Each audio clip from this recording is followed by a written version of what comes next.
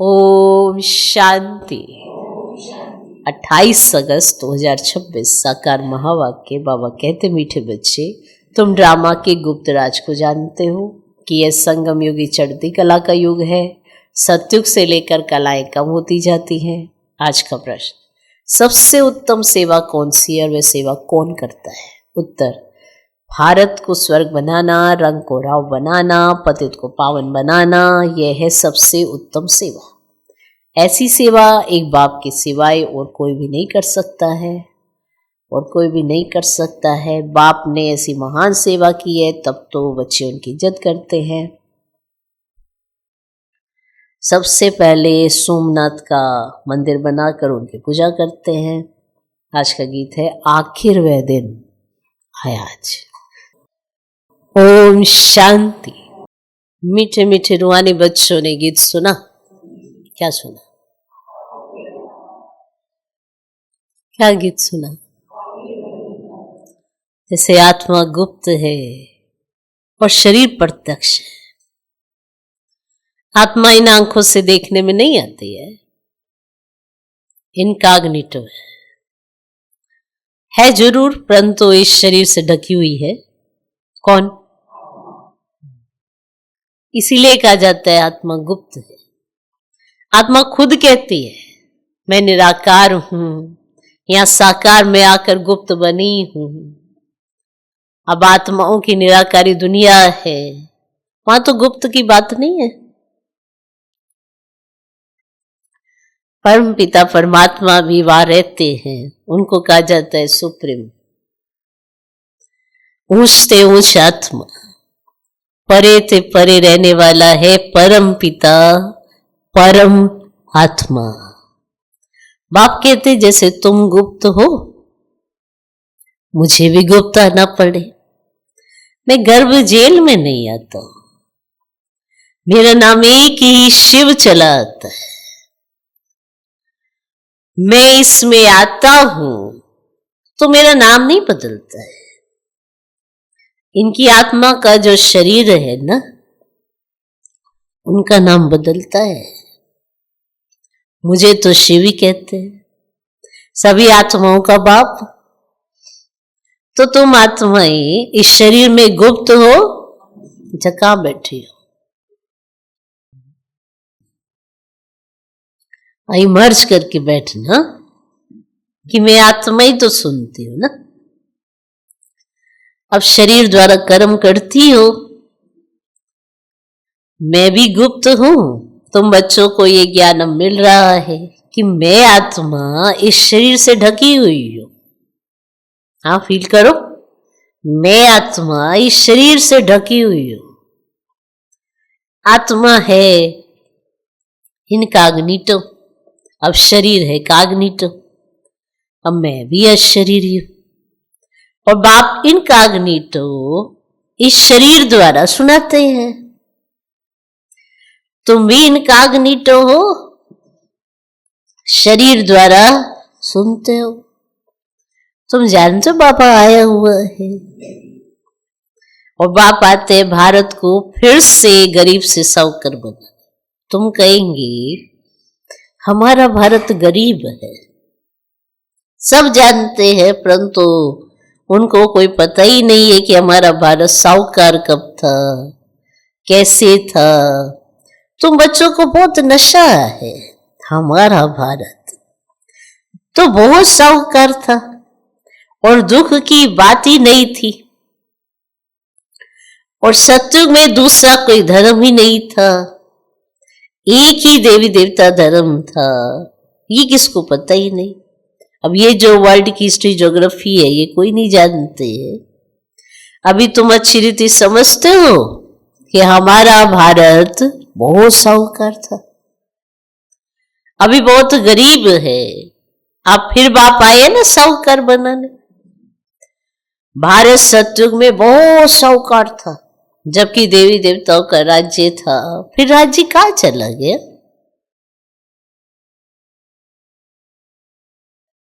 कहाँ चला गया? अब ये कोई नहीं जानते हैं। ऋषि मुनि आदि भी कहते, हम रचता और रचना को नहीं जानते। और बाप कहते हैं सतयुग में इन देवी देवताओं को रचता और रचना के ज्ञान ही नहीं था। आदि मध्य अंत कोई नहीं जानते। अगर उन्हों को ये ज्ञान हो कि हम सीढ़ी उतरते रसातल में चले जाएंगे तो बादशाही का ना सुख भी ना रहे, चिंता ही लग जाए कल ये होगा कल ये होगा। अगर आज ही आपको कोई बता दे कि 4 महीने बाद ना बीमार होने वाले हैं और बीमारी आपको ना बहुत एकदम ऐसे बेड पे लेटा देगी, तो अब 4 महीने आने तक नहीं 3 महीने आप बड़े तंदुरुस्त रहेंगे, हष्ट पुष्ट एकदम। बस चौथा जो महीना आएगा ना उसमें आप बीमार होने वाले। अब बताओ चिंतन क्या 3 महीने के सुख का रहेगा? रहेगा? क्या आएगा ध्यान में? अरे मैं तो बीमार होने वाला हूं। तो जो 3 महीने का सुख है ना वो बुद्धि से ही निकल जाएगा। इसीलिए वहां ये पता नहीं रहता कि अभी बादशाही करने के बाद हम ऐसे नीचे उतरेंगे, नहीं तो चिंता ही लग जाए। अभी तुमको चिंता लगी हुई है कि हम तमो प्रधान से सतो प्रधान कैसे बने। हम आत्माएं जो निराकारी दुनिया में रहती थी वहां से फिर कैसे सुखधाम में आई ये भी ज्ञान है। हम अभी चढ़ती कला में है, ये 84 जन्मों की सीढ़ी है। अब इसके बीच में क्या होता है ये भी तुम जानते हो। अच्छा कौन कौन जानते हैं?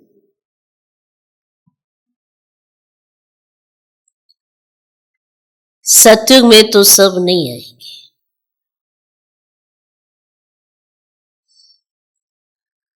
ड्रामानुसार हर एक एक्टर नंबरवार अपने अपने समय पर आकर पाठ बजाएंगे। अभी तुम बच्चे जानते हो गरीब निवाज किसको कहा जाता है? दुनिया नहीं जानती। वो तो कई बार अपने पे ही टाइटल ले लेते हैं गरीब निवाज का, या किसी और को ही दे देते हैं कि हाँ ये गरीब निवाज है। पर ओरिजिनल और सत्य यथार्थ गरीब निवाज कौन है ये बच्चे तो जानते हो।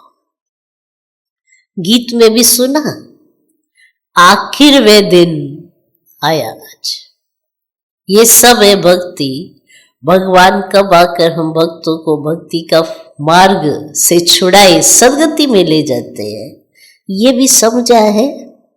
समझा है? राम राज्य रावण राज्य किस चीज का नाम है ये भी कोई मनुष्य नहीं जानते। अभी तुम बच्चे समझते हो बाबा फिर से आ गया है इस शरीर में। शिव जयंती भी मनाते हैं तो शिव जरूर आते हैं। ऐसे भी नहीं कहते कि मैं श्री कृष्ण के तन में आता हूं, नहीं।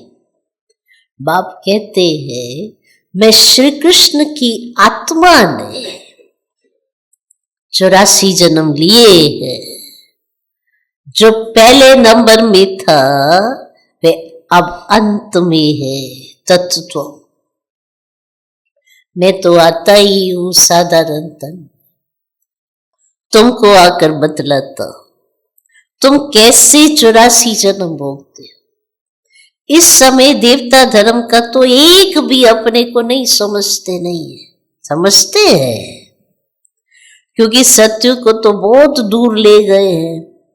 कल्प की आयु ही लाखों वर्ष लिख दी है। वास्तव में ड्रामा की हिस्ट्री तो बहुत छोटी है। अब इसमें कोई धर्म की 500 वर्ष की है, कोई की 2500 वर्ष की हिस्ट्री, और तुम्हारी हिस्ट्री है 5000 वर्ष की। देवता धर्म वाले ही स्वर्ग में आएंगे और धर्म तो आते ही बाद में है। देवता धर्म वाले ही और धर्मों में कन्वर्ट हो गए। ड्रामा अनुसार फिर भी ऐसे ही कन्वर्ट हो जाएंगे, फिर अपने अपने धर्म में लौट कर आएंगे। बाप समझाते, बच्चे तुम तो विश्व के मालिक थे, तुम अभी समझते हो बाबा स्वर्ग की स्थापना करने वाला है, तो हम क्यों नहीं स्वर्ग में होंगे? बाबा हमारा, आपका पिता स्वर्ग की स्थापना कर रहा हो तो आप तो होंगे ना। अब बाबा आपको शिक्षा दे रहे हैं, लायक बनेंगे तो स्वर्ग में होंगे, ये तो जानते हो। तो बाप से हम वर्षा जरूर लेंगे। तो इससे सिद्ध होता है कि ये हमारे कुल का है। जो नहीं होगा वे आएंगे ही नहीं, कहेंगे पराये धर्म में क्यों जाए। और तुम बच्चे जानते हो सत्युग नई दुनिया में देवताओं को बहुत सुख थे, जानते हो ये बात? सोने के महल थे। सोमनाथ के मंदिर में कितना सोना था, ऐसा कोई दूसरा मंदिर होता ही नहीं। उसमें बहुत हीरे जवाहरात थे। बौद्ध आदि के कोई हीरे जवाहरातों के महल नहीं होते। कभी देखा? कभी देखा है? बौद्ध आदि के कोई हीरे जवाहरातों के महल नहीं होते। तुम बच्चों को जिस बाप ने इतना ऊंचा बनाया है, उनकी तुमने कितनी इज्जत रखी है। जो अच्छा कर्म करके जाते हैं उनकी इज्जत रखी जाती है। अभी तुम जानते हो सबसे अच्छे कर्म पतित पावन बाप ही करके जाते हैं। तुम्हारी आत्मा कहती है सबसे उत्तम से उत्तम सेवा बेहद का बाप आकर के करते हैं। हमको रंग से राव, बैगर से प्रिंस बना देते हैं। जो भारत को स्वर्ग बनाते हैं उनकी भी इज्जत कोई नहीं रखते। तुम जानते हो ऊंच से ऊंच मंदिर गाया जाता है सोमनाथ का, जिसको लूट ले गए। अब लक्ष्मी नारायण के मंदिर को कभी कोई ने लूटा नहीं, सोमनाथ के मंदिर को लूटा है। भक्ति मार्ग में ये बहुत धनवान होते हैं और राजाओं में भी नंबर 1 होते हैं ना। जो ऊंच मर्तबे वाले होते हैं उनकी छोटे मर्तबे वाले इज्जत करते हैं। दरबार में भी नंबर 1 बैठते हैं। बाबा तो अनुभवी है ना। यहां की दरबार है पतित राजाओं की, पावन राजाओं की दरबार कैसी होगी? जबकि उन्हों के पास इतना धन होगा तो उन्हों का घर भी तो इतना ही अच्छा होगा। अभी तुम जानते हो बाबा हमको पढ़ा रहे हैं, स्वर्ग की स्थापना करा रहे हैं। हम महाराजा महारानी स्वर्ग के बनते हैं, फिर हम गिरते हैं। फिर हम पहले पहले शिव बाबा के पुजारी बनेंगे। जिसने स्वर्ग का मालिक बनाया उनकी हम पूजा करेंगे। वे हमको बहुत साहूकार बनाते हैं। अभी भारत कितना गरीब है, आगे इतना गरीब नहीं था, बहुत खुशी में रहते थे। जो जमीन 500 रुपए में ली थी वे आज 5000 में भी नहीं मिलती। 5000 तो बहुत पुरानी बात हो गई। अब तो वहां तो धरनी का मूल्य होता ही नहीं, जिसको जितना चाहिए ले ले। वे ढेर की ढेर जमीन पड़ी होगी। मीठी नदियों पर तुम्हारे महल होंगे ना। मनुष्य बहुत थोड़े होंगे, प्रकृति दासी होगी। फल फूल बहुत अच्छे मिलते रहते हैं। अभी तुम कितनी मेहनत करते हो? एक फूल उगाने में कितनी मेहनत लगती है अभी। और फल तो माना वैरायटी फल है भले अभी, पर उसमें कितनी मेहनत है उन फलों की संभाल, फिर भी वो नेचुरल नहीं रहते हैं। तो फल फूल पर भी कितनी मेहनत चल रही है इस समय। वहां तो प्रकृति दासी होगी। दासी का अर्थ है आपके हिसाब से चलने वाली चीज। दासी किसे कहते हैं? दासी का अर्थ समझते हो? जो आपके ऑर्डर पर मान चले। आप स्वयं ही ऑर्डर माना देने वाले और ऑर्डर चलाने वाले होंगे तो उसको तो सरेंडर होना पड़ेगा ना आपके आगे। ऐसी प्रकृति दासी। आप सोचे आज तो मेरा सारा दिन अच्छा निकलना चाहिए, पर आपकी बुद्धि ही खराब होगी किसी एक बात से। आप सोचिए आज तो मेरे मन में ना अच्छे अच्छे संकल्प आने चाहिए, और आपके मन में ही कोई उल्टा संकल्प उठते ही आ गया फिर, और संस्कार पता नहीं कौन सा निकल के आ गया। आप चाहते हैं हमारे बाप समान संस्कार, पता नहीं कौन सा संस्कार आ गया सब। फिर आपकी कर्मेंद्रियां, कानों ने कुछ ऐसा सुन लिया, बुद्धि खराब हो गई। आंखों से हमने उल्टा ही देख लिया, क्योंकि दृष्टिकोण खराब है ना, तो अच्छा भी दिख रहा होगा ना, फिर भी सोचे ना ना कुछ तो गड़बड़ है। वो गड़बड़ी सोचते सोचते खुद की गड़बड़ होगी। अब वहां प्रकृति दासी रहती है, सब कुछ सिस्टमेटिकली, फल फूल सब अच्छे। तो अभी मेहनत चलती है, देखो कितनी मेहनत करते हैं। सूखा पड़ जाता है तो अन्न नहीं मिलता है, तो गीत सुनने से तो तुम्हारे रोमांच खड़े हो जाने चाहिए। बाप को गरीब निवाज कहते हो। अब अर्थ समझा ना, किसको साहूकार बनाते हैं? जरूर यहां जो आएंगे उनको साहूकार बनाएंगे। तुम बच्चे जानते हो हमको पावन से पतित बनने 5000 वर्ष लगे, जानते हो ये बात? अभी फिर फट से बाबा पति से पावन बनाते हैं, ऊंचते ऊंच बनाते, 1 सेकंड में जीवन मुक्ति मिल जाती है। कहते हैं बाबा हम आपके हैं। बाप कहते बच्चे तुम विश्व के मालिक हो। बच्चा पैदा हुआ और वारिस बना, कितनी खुशी होती है। लेकिन जैसे बच्चा पैदा होता है तो वारिस बना ना, तो खुश होते हैं, लेकिन बच्ची को देख चेहरा ही उतर जाता है, ये बच्ची पैदा हो गई।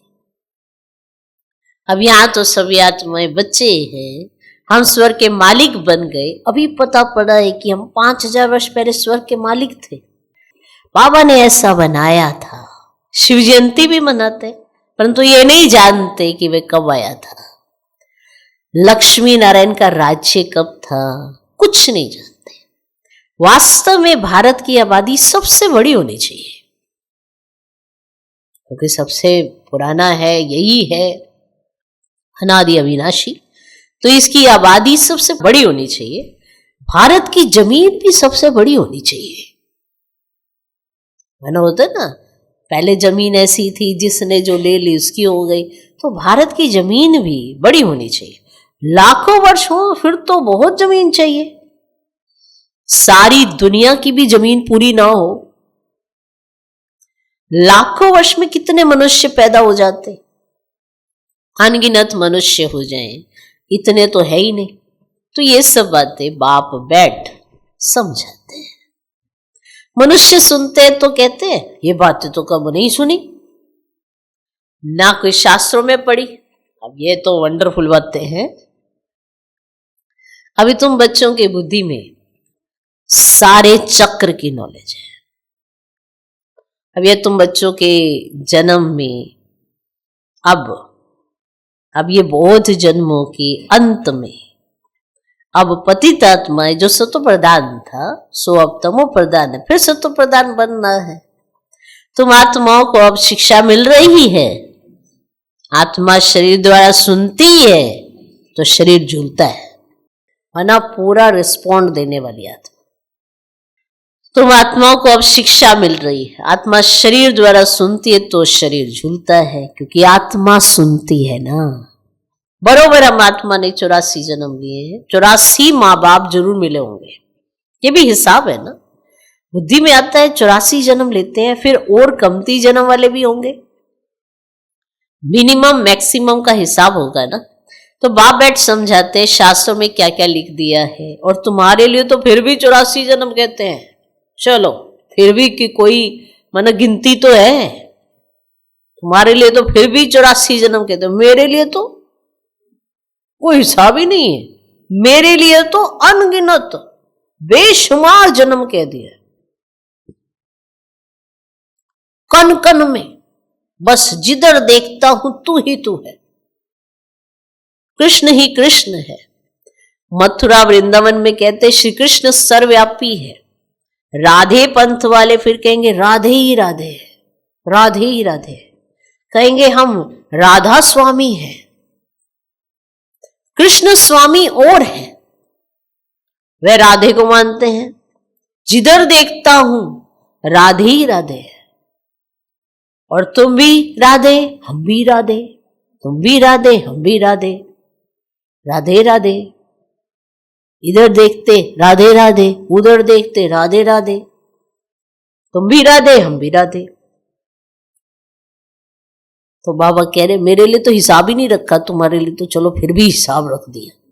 हा? मेरे लिए तो अनगिनत बेशुमार कन कन में जो जिसके दिल में आया लगा दिया। अब आप बैठ समझाते बरोबर, मैं गरीब निवाज हूं ना, भारत ही सबसे साहूकार था, अभी सबसे गरीब बना है, इसलिए मुझे भारत में ही आना पड़े। ये बना बनाया ड्रामा है, इसमें जरा भी फर्क नहीं हो सकता है, ये ह्यूज ड्रामा है, ह्यूज ड्रामा माना बहुत बेहद। और ड्रामा जो शूट हुआ वह हूबहू रिपीट होगा। ड्रामा का भी पता होना चाहिए, ड्रामा माना ड्रामा में हम जो एक्ट करते हैं वो भी ड्रामा ही है, ड्रामा के अंदर ड्रामा है। अब वह होता है हद का ड्रामा, यह है बेहद का ड्रामा। अब इसके आदि मध्य अंत को कोई नहीं जानते। तो गरीब निवाज निराकार भगवान को ही मानेंगे, श्री कृष्ण को नहीं मानेंगे। श्री कृष्ण तो धनवान सत्यु का प्रिंस है, वो बनता है प्रिंस। भगवान को तो अपना शरीर है नहीं, वे आकर तुम बच्चों को धनवान बनाते हैं, तुमको राज्यों की शिक्षा देते हैं, वे भी पढ़ाई से बैरिस्टर आदि बनते हैं, फिर कमाई करते हैं, और बाप भी तुमको भी पढ़ाते हैं। तुम भविष्य में नर से नारायण बनते हो, तुम्हारा जन्म तो होगा ना, ऐसे तो नहीं स्वर्ग कोई समुद्र से निकल आएगा। अब श्री कृष्ण ने भी जन्म लिया ना, कंसपुरी आदि तो उस समय थी नहीं। श्री कृष्ण का कितना नाम गाया जाता है, उनके बाप का नाम ही नहीं, उनका बाप कहाँ है, माना शुरुआत ही श्री कृष्ण के नाम से होती है।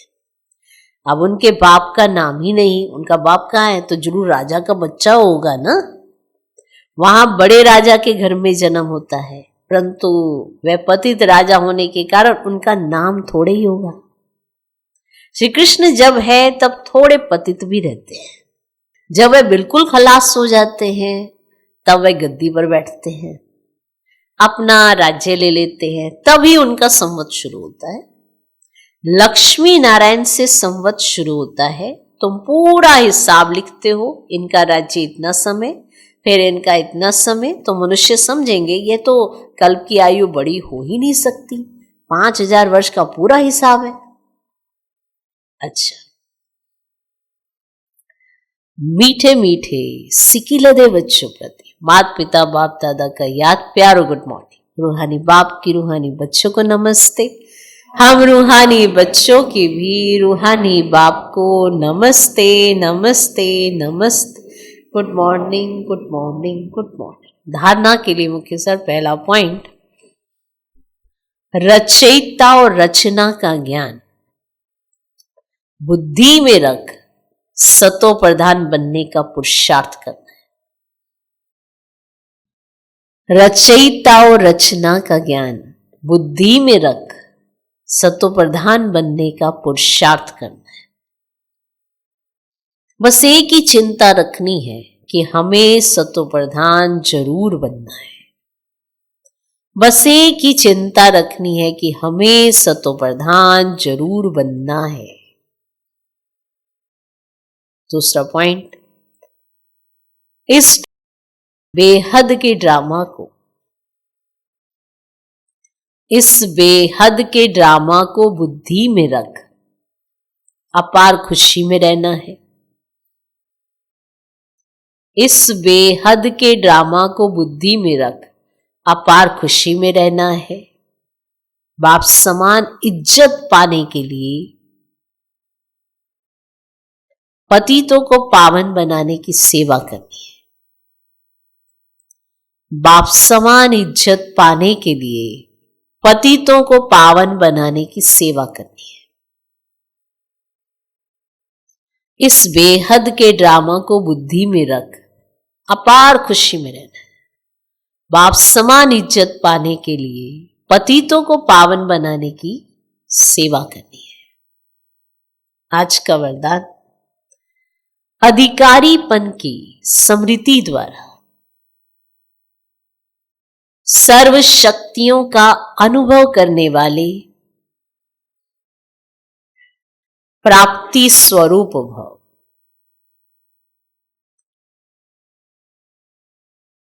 अधिकारीपन की स्मृति द्वारा सर्व शक्तियों का अनुभव करने वाले प्राप्ति स्वरूप भव। यदि बुद्धि का संबंध सदा एक बाप से लगा हुआ रहे तो सर्व शक्तियों का वर्षा अधिकार के रूप में प्राप्त होता है। जो अधिकारी समझकर हर कर्म करते हैं उन्हें कहने व संकल्प में भी मांगने की आवश्यकता नहीं रहती। यह अधिकारीपन की स्मृति ही सर्व शक्तियों के प्राप्ति का अनुभव कराती है। तो नशा रहे कि सर्व शक्तियां हमारा जन्म सिद्ध अधिकार है। अधिकारी बन करके चलो तो अधीनता समाप्त हो जाएगी। आज का स्लोगन, स्वयं के साथ साथ प्रकृति को भी पावन बनाना है तो संपूर्ण लगाव मुक्त बनो। स्वयं के साथ साथ प्रकृति को भी पावन बनाना है तो संपूर्ण लगाव मुक्त बनो। यह व्यक्ति इशारे अपवित्रता के बीज को भी समाप्त कर संपूर्ण स्वच्छ बनो। अगर पवित्रता का नियम पक्का है तो लगाव मुक्त, ईर्ष्या और क्रोध से भी मुक्त बनो। चिड़चिड़ापन भी ना हो। अगर पवित्रता का नियम पक्का है तो लगाव मुक्त, ईर्ष्या और क्रोध से भी मुक्त बनो। चिड़चिड़ापन भी ना हो। ये भी लगाव नहीं रखो कि ये होना ही चाहिए, ऐसा होना चाहिए, ऐसा होना चाहिए, ये भी लगाव नहीं रखो। स्वार्थ या ईर्ष्या के वश कोई बात कहेंगे और वह पूरी नहीं होगी तो क्रोध पैदा होगा। आप स्वार्थ और ईर्ष्या के वश कोई बात कहेंगे और वह पूरी नहीं होगी तो क्रोध पैदा होगा। इसलिए पवित्रता के पिल्लर को पक्का करो तो ये पिल्लर लाइट हाउस का काम करेगा। ओम शांति।